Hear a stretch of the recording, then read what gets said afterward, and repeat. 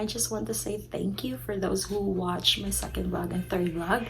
But for today's vlog, this is so interesting because we are going to talk about how to ace a Skype job interview. But before anything else, guys, please don't forget to like and share my videos, and please subscribe my YouTube channel.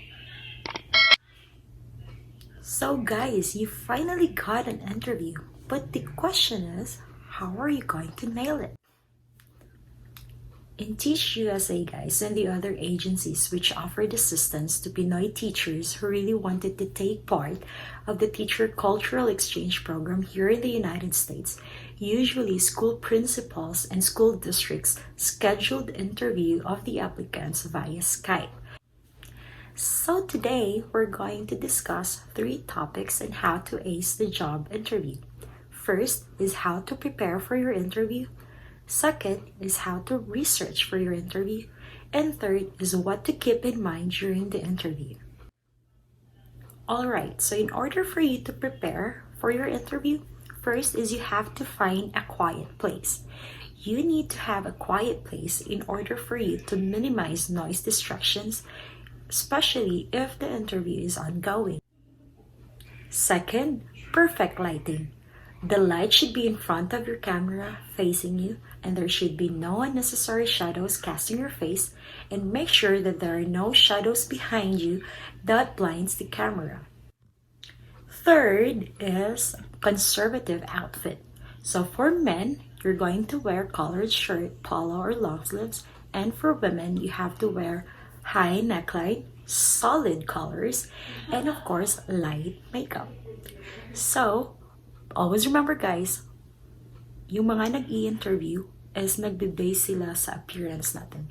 First impression lasts, so we are going to consider it out and figure it out kung ano ba talagang isusuot natin for the interview.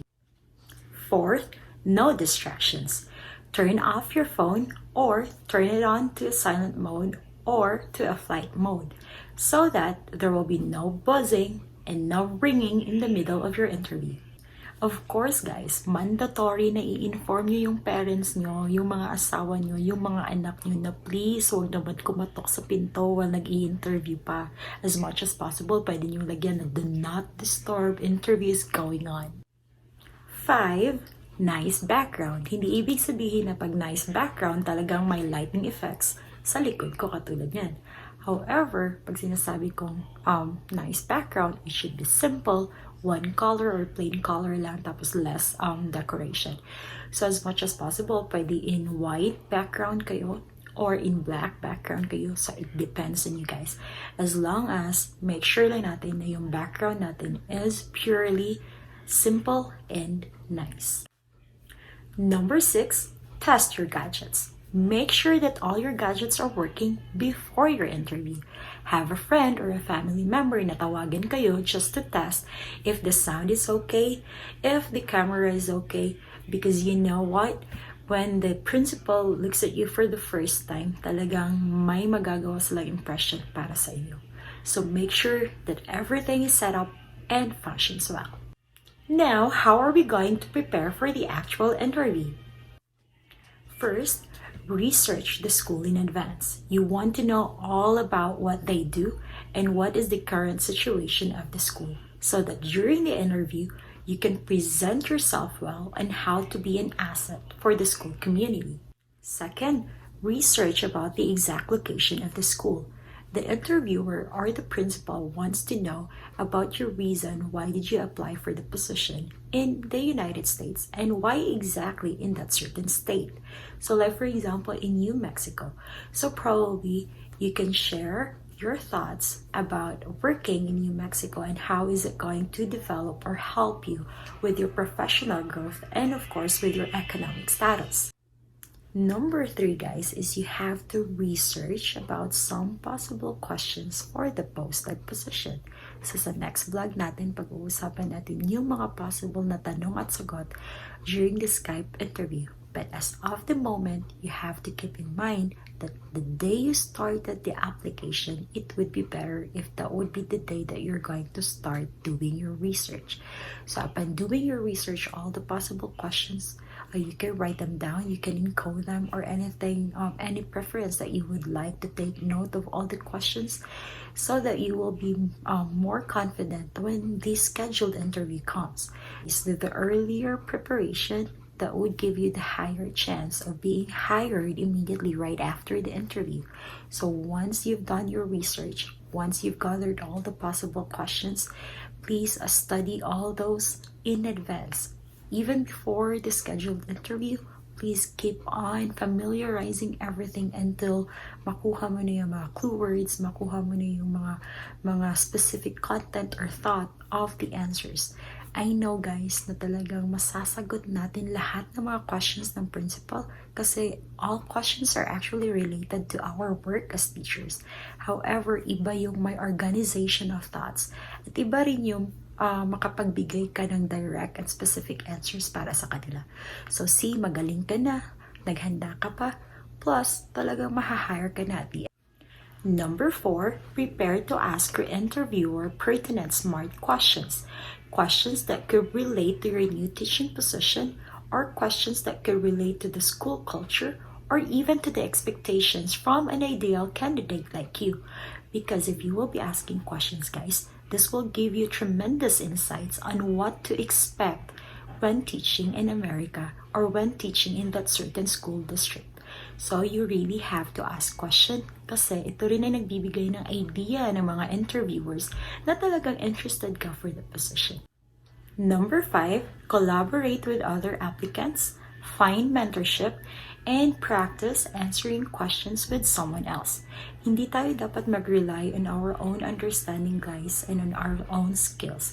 Dapat mag-reach out tayo sa mga people na may expertise in acing job interviews kasi may matutunan tayo sa kanila. And when it comes to practicing answering questions with someone else, it will really help you to communicate your thoughts on the spot during the actual interview kasi sanay ka na. Nasanay ka na sa mga tanong at nasanay ka na rin sa mga sagot. So it would be easier for you if you've really done well in practicing the questions and in talking with other applicants as well on how they get ready themselves. Number 6, guys, pray every day. It is very important if you will be asking God's provision before something happens. We know that God works in mysterious ways. So, dapat talagang i-offer natin lahat at talagang iso-surrender natin yung mga fears natin and doubts sa Kanya. Alright guys, this time pag-uusapan natin on what to keep in mind during the actual interview. First is you have to sell yourself. Sure, the principal has looked over through your resume, but it is not helping you alone. So, dapat, during the actual interview, dapat talagang ibibenta mo yung sarili mo. You have to make compelling and persuasive case about yourself. Para naman, masasabi ng principal na, wow, this is great. Number 2 is you have to ready with your anecdotes. When the principal asks you with some behavioral questions, like for example, they're going to ask you like, tell me about a time when. So with my experience, guys, yung ginamit ko na technique is the STAR. So STAR technique, guys, S stands for situation, which means what kind of problem or what nature of the problem I have encountered. Second is the T. T is actually stands for task, like what was required for me to mitigate the problem. A stands for action, like what did I do during the situation. And the R is actually for the result, like what was the outcome of the action that I've done. The STAR technique, guys, is actually providing the interviewer in-depth answers with your experience that are really factual. So talagang mafe-feel nila na, oh, this kind of teacher is really having such a very great experience. Third, guys, is you have to keep tabs on your body language and you have to speak professionally. So during the entire duration of the actual interview, you have to maintain your good posture, you have to maintain eye contact, and you have to smile, of course, from time to time. Because this actually, guys, eliminate and control your nervous tics. So you really have to keep in mind, guys, that during the actual interview, you really have to stay focused and relaxed. And you have to give the answers in statements form, not in question form. Because maraming beses na pag during the interview, usually yung mga sagot natin is at the end, para siyang nagiging question sa principal. Number 4, guys, is you have to ask pertinent smart questions to the interviewer. Huwag niyo po yung kalimutan. Remember, nag-ready na kayo ng mga possible questions mo for the interviewer. So this time, talagang mag-a-ask ka because usually, yung principal is magtatanong sa'yo like, do you have questions for us? Or do you want to know something about us? So that would be the best time for you to ask your questions for them. But make sure that yung question mo is actually related to your role or your responsibilities as a teacher, or yung anong culture nila or anong klaseng community, school community meron po sila. Number 5 is you have to end with a high note. So talagang magta-thank you ka. You have to smile. You have to say thank you for the interviewer's time and consideration of having you being interviewed. And please, you can also ask them what will be the next step of the hiring process so that you will know and you will have the idea right after the interview. Usually, guys, yung mga principal magsasabi na you're hired, but there are also cases na talagang sasabihin lang nila na you will receive an email right afterwards, or there are also some principals na talagang sasabihin lang nila na thank you for your time and I appreciate your time. That's it. So, it would be better also if you will be asking like what will be the next step of the hiring process, because they're going to inform you what will be next. Like for example, they're just going to tell you now you just have to wait for the email, or we're just going to call you, or we're just going to contact the agency or whatsoever. So again, end with a high note. So huwag kalimutan mag-smile and mag-thank you for the chance or for the opportunity of being interviewed. So yun na po yun, guys, yung mga tips na sa tingin ko effective in acing the Skype job interview, because talaga yung mga steps na yun ay finalo ko, talagang na-experience ko siya.